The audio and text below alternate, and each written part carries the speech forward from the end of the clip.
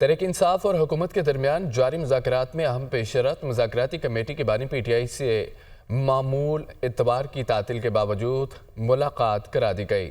بانی P T I نے 9 مئی اور 26 نومبر کے اوقات پر جوڈیشل کمیشن بنانے کی ترجیح مطالبہ قرار دے دیا۔ راولپنڈی سے احمد بھٹی کی رپورٹ دیکھیے۔ بانی پی ٹی آئی سے مذاکراتی کمیٹی کی ملاقات کا مطالبہ پورا۔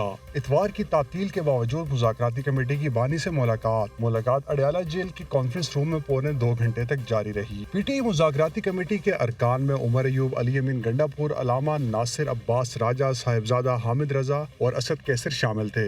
سلمان اکرم راجہ اور حامد خان دھند کے باعث لاہور سے ملاقات کے لیے نہ پہنچ سکے۔ کمیٹی سے پہلے علی امین گنڈا پور کی بانی پی ٹی آئی سے 1-on-1 ملاقات بھی ہوئی۔ ملاقات کے بعد مذاکراتی کمیٹی کے ترجمان صاحبزادہ حامد رضا بولے، بانی پی ٹی آئی نے مذاکراتی کمیٹی کو گائیڈ لائنز جاری کر دیں۔ ہماری ڈیڈ لائن 31 جنوری ہی ہے، توسیع کا اختیار صرف بانی کے پاس ہے۔ جوڈیشل کمیشن نہ بنا تو مذاکرات آگے نہیں بڑھ سکیں گے۔ اب آپ کو پریکٹیکل اقدامات کرتے ہوئے جوڈیشل کمیشن کے اوپر بات کرنی ہوگی، اور اگر جوڈیشل کمیشن نہیں بنتا تو پھر مذاکرات کا سلسلہ آگے نہیں چل سکے گا۔